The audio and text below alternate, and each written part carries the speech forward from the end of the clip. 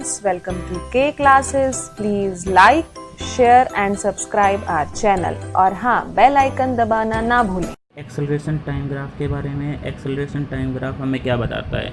जैसा कि हमने डिस्टेंस टाइम ग्राफ में पढ़ा था, डिस्प्लेसमेंट टाइम ग्राफ में पढ़ा था और वेलोसिटी टाइम ग्राफ में पढ़ा था कि हमारे पास जो स्लोप था वो डिफरेंट थिंग रिप्रेजेंट करता था। इसी तरह से एक्सेलरेशन टाइम ग्राफ में भी जो स्लोप है वो अलग चीज़ रिप्रेजेंट करेगा। जो स्लोप है एक्सेलरेशन टाइम ग्राफ का वो जर्क रिप्रेजेंट करता है, और जो कि हमारे सब्जेक्ट में, जो कि हम फिज़िक्स में हमारे सिलेबस का पार्ट नहीं है, तो हम जर्क के बारे में नहीं पढ़ेंगे। बट जर्क क्या होता है कि जैसे आपने देखा होगा कि कोई कार है किसी भीड़ वाले प्लेस में चली जाए तो वो क्या करती रहेगी, कभी बंद होगी, कभी स्टार्ट चालू होगी, कभी बंद होगी, कभी मतलब उसकी स्पीड बार बार चेंज हो रही है, तो उसी कंडीशन को हम बोलते हैं जर्क बोलते हैं। तो हमारा इसमें नहीं पढ़ना है, हमें बस इतना ही पता होना चाहिए जर्क क्या होता है। मेनली हमें पढ़ना है area under the curve. Area under the curve of acceleration time graph represent करता है वेलोसिटी। इट मीन्स हमें अगर एक्सेलरेशन टाइम ग्राफ से वेलोसिटी निकालनी है तो हम किस तरह से निकालेंगे? एरिया अंडर द कर्व से फाइंड आउट करेंगे। सबसे पहले हम area under the curve find out करेंगे, जिससे हम क्या फाइंड आउट कर सकते हैं? जिससे हम फाइंड आउट कर सकते हैं वेलोसिटी। तो हम बात करते हैं एरिया अंडर द कर्व की। एरिया अंडर द कर्व की हम बात करेंगे एक्सेलरेशन टाइम ग्राफ में। तो सबसे पहले हम बात करते हैं, हमारे पास एक्सेलरेशन टाइम ग्राफ है। एक्सेलरेशन टाइम ग्राफ में एक एक्सिस हमारे पास y है और एक एक्सिस x है। x एक्सिस पर हमने टाइम को रिप्रेजेंट किया है और टाइम को हम रिप्रेजेंट कर रहे हैं t से। y एक्सिस पर हम डिनोट कर रहे हैं एक्सेलरेशन को, और एक्सेलरेशन को हम डिनोट करते हैं a से। तो अगर हमारे पास एक्सेलरेशन, पहला केस है हमारे पास एक्सेलरेशन की वैल्यू कांस्टेंट है, दिस इज कांस्टेंट एक्सेलरेशन। अगर एक्सेलरेशन की वैल्यू कांस्टेंट है तो वेलोसिटी होगा या नहीं होगा, वेलोसिटी चेंज होगी या नहीं होगी। जब भी एक्सेलरेशन आएगी तो हमें पता है एक्सेलरेशन का रीजन ही क्या होता है, एक्सेलरेशन का रीजन ही चेंज इन वेलोसिटी है। इट मीन्स अगर एक्सेलरेशन आ गई तो चेंज इन वेलोसिटी होगी। तो हम एक्सेलरेशन टाइम ग्राफ से change in velocity find out करते हैं।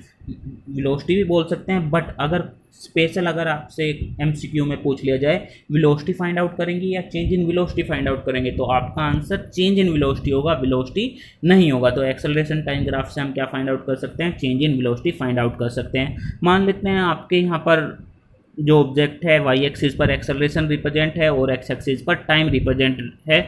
यहाँ पर ए पॉइंट पर, इस पॉइंट पर जो टाइम की वैल्यू है वो 0 है और यहाँ पर जो टाइम की वैल्यू है वो 3 सेकेंड है। ये आपके पास ए पॉइंट है, ये आपके पास बी पॉइंट है।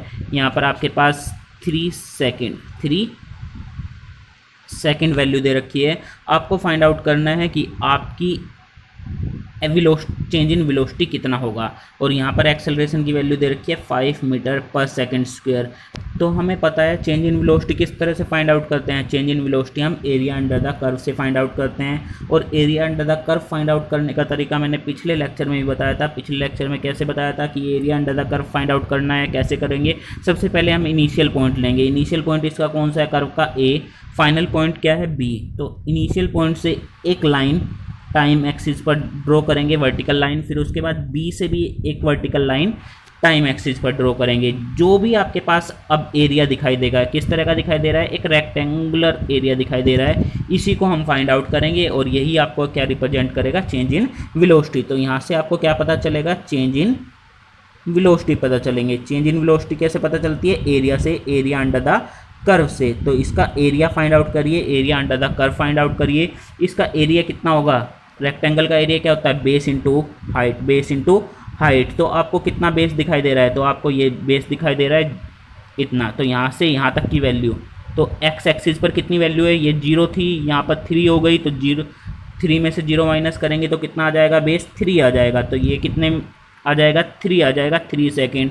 अब हाइट देखिए, हाइट कितनी दिखाई दे रही है? ये क्या रिप्रेजेंट कर रहा है आपको? हाइट रिप्रेजेंट कर रहा है। तो हाइट कितनी दिखाई दे रही है आपको? ये यहाँ पर 0 वैल्यू है, यहाँ पर 5 है, तो कितनी हो गई हाइट? 5 हो गई। 3 इंटू 5, तो 3 इंटू 5 क्या रिप्रेजेंट बताएगा? 15। और ये चेंज इन वेलोसिटी, वेलोसिटी की यूनिट क्या होती है? मीटर पर सेकेंड। तो आपके पास आंसर क्या आ जाएगा? 15 मीटर पर सेकेंड। तो आपके पास अगर ऑब्जेक्ट की एक्सेलरेशन 5 मीटर पर सेकेंड स्क्वायर हो और वो t = 0 से स्टार्ट हो, तो 3 सेकेंड बाद उसकी वेलोसिटी कितनी हो जाएगी, 15 मीटर पर सेकंड हो जाएगी, या उसकी वेलोसिटी में कितना चेंज आएगा, 15 मीटर पर सेकंड आएगा। तो ये हो गया फर्स्ट क्वेश्चन। सेकंड क्वेश्चन करते हैं। सेकंड क्वेश्चन में भी हमारे पास एक्सेलरेशन टाइम ग्राफ है हमारे पास। दिस इज़ वाई एक्सिस पर हमने क्या रिप्रेजेंट किया है, acceleration. This is x axis पर हम क्या रिप्रेजेंट कर रहे हैं, टाइम रिप्रेजेंट कर रहे हैं। अब की बार आपके पास जो ग्राफ है वो कुछ इस तरह से बनाया गया है, ये आपके पास ग्राफ बनाया हुआ है। अब इसमें फाइंड आउट करना है आपको कि आपकी चेंज इन वेलोसिटी कितना होगा। यहाँ पर टाइम की वैल्यू, टी की वैल्यू कितनी है, 0 सेकेंड। यहाँ पर आपके पास जो एक्सेलरेशन है वो कितना हो गया, 10 मीटर पर सेकंड स्क्वायर। तो यहाँ पर आपके पास एक्सेलरेशन की वैल्यू कितनी हो गई, 10 मीटर पर सेकंड स्क्वायर। तो अब आपको फाइंड आउट करना है कि आपकी चेंज इन वेलोसिटी कितनी आई है। तो चेंज इन वेलोसिटी के लिए कैसे करते हैं, चेंज इन वेलोसिटी के लिए हम area under the curve find out करते हैं एक्सेलरेशन में। तो एरिया अंडर द कर्व के लिए ए पॉइंट ये है इनिशियल पॉइंट, बी ये है। तो ये ए पॉइंट तो पहले से ही एक्स एक्सिस पर है, तो इससे कोई भी वर्टिकल लाइन ड्रॉ करने की ज़रूरत नहीं है। बी से क्या करेंगे, एक वर्टिकल लाइन ड्रॉ करेंगे, एक्स एक्सिस पर ड्रॉ की। तो आपको कुछ एरिया दिखाई दिया, ये किस तरह का एरिया दिखाई दे रहा है, ये एक ट्रायंगल का एरिया दिखाई दे रहा है। तो आपको चेंज इन वेलोसिटी अगर फाइंड आउट करनी है, change in velocity find out करनी है, तो किस तरह से फाइंड आउट करते हैं, एरिया से फाइंड आउट करते हैं। और एरिया इसमें किस तरह का बना हुआ है, एरिया जो बना हुआ है एक ट्रायंगल का बना हुआ है। ट्रायंगल का एरिया क्या होता है, 1/2 बेस, बी बेस है और एच हाइट है। तो 1/2 बेस कितना है हमारे पास, ये 0 से स्टार्ट हुआ था, मान लेते हैं ये 3 सेकेंड है। तो ये 0 से स्टार्ट हुआ था, यहाँ तक 3 तक चला, 0 से 3 मतलब कितना हो गया, 3 सेकेंड हो गया। और ये यहाँ पर कितना था आपके पास, हाइट कितनी है, 0 से शुरू हुई थी 10 तक पहुंच गई, तो कितनी हो गई है, 10 हो गई। तो आपके पास बेस तो आ गया 3 और हाइट कितनी नज़र आ रही है, क्योंकि यहाँ पे कितने से शुरू हुआ है, 0 से शुरू हुआ है, कहाँ तक पहुँचा है, 10 तक, तो 10 हो गया। करिए कैंसिल आउट, ये कितने पर हो गया कैंसिल आउट, 5 पर। तो 5 3 जा कितना आ गया, 15 मीटर पर सेकेंड। तो आपके पास अगर ऑब्जेक्ट 0 सेकंड पर है, 0 metre per second square starting की एक्सेलरेशन है, और बाद में उसकी एक्सेलरेशन 10 मीटर पर सेकंड हो जाए, इंक्रीज हो जाए, तो आपकी चेंज इन वेलोसिटी कितना आएगा, 3 सेकंड में, वो भी कितना आएगा, 15 मीटर पर सेकंड आएगा। तो यहाँ पर आपके पास आ गया change in velocity. Change in velocity के बाद हम नेक्स्ट क्वेश्चन करते हैं, चेंज इन वेलोसिटी। एक और क्वेश्चन हम इसमें करते हैं। मान लेते हैं आपके पास ये वाई एक्सिस है, ये एक्स एक्सिस है। वाई एक्सिस पर हम क्या रिप्रेजेंट करते हैं, एक्सेलरेशन। एक्स एक्सिस पर हम रिप्रेजेंट करते हैं टाइम। तो आपके पास एक ग्राफ बना हुआ है, ग्राफ इस तरह का बना हुआ है। यहाँ पर जो ये पॉइंट है, यहाँ पर एक्सेलरेशन है आपके पास 5 मीटर पर सेकंड स्क्वायर, ये आपके पास ए पॉइंट है। ये बी पॉइंट है, बी पॉइंट पर एक्सेलरेशन की वैल्यू यहाँ पर है 15 मीटर पर सेकंड स्क्वायर। यहाँ पर आपके पास टाइम 0 है और यहाँ पर आपके पास टाइम 5 सेकेंड है। तब आपके पास फाइंड आउट करना है change in velocity find out करना है। चेंज इन वेलोसिटी आप कैसे फाइंड आउट करेंगे, इसके लिए कैसे करेंगे, सबसे पहले a point area under the curve कैसे फाइंड आउट करते हैं। जो भी ग्राफ है, जो भी आपका कर्व बना हुआ है किसी भी तरह का हो, चाहे लाइन हो, कर्व हो, उसका पहला पॉइंट कंसीडर करेंगे। उसके पहले पॉइंट को कहाँ पर लेके चले जाएंगे, एक्स एक्सिस पर लेके चले जाएंगे, टाइम वाली एक्सिस पर लेके चले जाएंगे, बना दिया ये। उसके बाद जो फाइनल पॉइंट है उसे भी कहाँ पर लेके चले जाएंगे, टाइम एक्सिस पर लेके चले जाएंगे। उसके बाद इसे देखें किस तरह का आपके पास एरिया बना है। आपने देखा ये किस तरह का एरिया बना हुआ है, ये एरिया ट्रेपीजियम का एरिया है। तो यहाँ पर आपको ट्रेपीजियम का एरिया फाइंड आउट करना है। तो आपको ट्रेपीजियम के एरिया से क्या पता चलेगा, चेंज इन वेलोसिटी पता चलेगी। तो चेंज इन वेलोसिटी आपको फाइंड आउट करनी थी। चेंज इन वेलोसिटी किससे पता चलेगी, area of trapezium. Area of trapezium, area of trapezium पिछले उस लेक्चर में बताया था क्या होता है, 1/2 sum of parallel side, parallel side ये है पैरेलल साइड का सिंबल, इनटू में हाइट, इनटू में हाइट।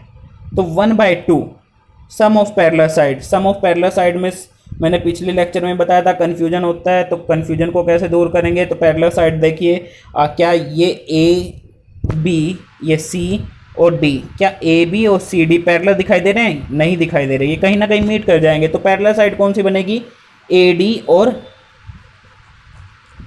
B C. ये लाइन देखिए, ये कभी नहीं मीट करेंगी, ए डी और बी सी। तो ये क्या हो गई, पैरेलल साइड हो गई। इनका सम देखिए, ये लाइन यहाँ से स्टार्ट हुई थी, यहाँ तक गई, तो टोटल कितनी वैल्यू है इसकी, ये यहाँ पर 0, यहाँ पर 5, तो कितनी वैल्यू हो गई इसकी? 5 हो गई। सम करना है, प्लस में पैरेलल साइड, दूसरी पैरेलल साइड ये कितनी दिखाई दे रही है? ये 0 से स्टार्ट हुई थी, कहाँ पे कितनी वैल्यू है फाइनल इसकी? 15, तो टोटल कितनी बन गई इसकी वैल्यू? 15 बन गई। 5 + 15 इंटू में हाइट जो पैरेलल साइड के अपोजिट वाली साइड होगी ये हाइट होगी, ये हाइट होगी हमारे पास, ये हाइट हो गई। ये हाइट कितनी नज़र आ रही है? ये 0 से शुरू हुई थी, 5 तक 5 सेकंड पे ख़त्म हुई, तो इसकी वैल्यू कितनी आ गई? 5 आ गई। तो सोल्व करिए इसे 1/2, 5 को 15 में ऐड करिए, कितना आ गया? 20। 20 को 5 से मल्टीप्लाई कीजिए, 2 से 20 कैंसिल आउट हो जाएगा। कितने पर कैंसिल आउट हो गया? ये 10 पर कैंसिल आउट हो गया। कितने पर कैंसिल आउट हुआ? 10 पर कैंसिल आउट हुआ। तो 10 पर जब ये कैंसिल आउट हो जाएगा, 10 पर ये कैंसिल आउट हो गया, तो 10 पर कैंसिल आउट हो गया। 10 को आप किससे मल्टीप्लाई करिए? 5 से। 10 को 5 से मल्टीप्लाई करेंगे तो आंसर कितना आ जाएगा? 50 metre per second. So the answer is 50 metre per second. तो यहाँ से हमने आंसर निकाल लिया, चेंज इन वेलोसिटी का कितना आ गया? 50 मीटर पर सेकंड। तो इसी क्वेश्चन के साथ आपका एक्सेलरेशन टाइम ग्राफ कंप्लीट होता है। इसी के साथ सारे ग्राफ आपके कंप्लीट हो चुके हैं। अब नेक्स्ट लेक्चर में मिलते हैं। We hope you enjoyed our video. For personal online physics classes, you can contact us at 9992125662 or you can email us at kclassesconcept@gmail.com.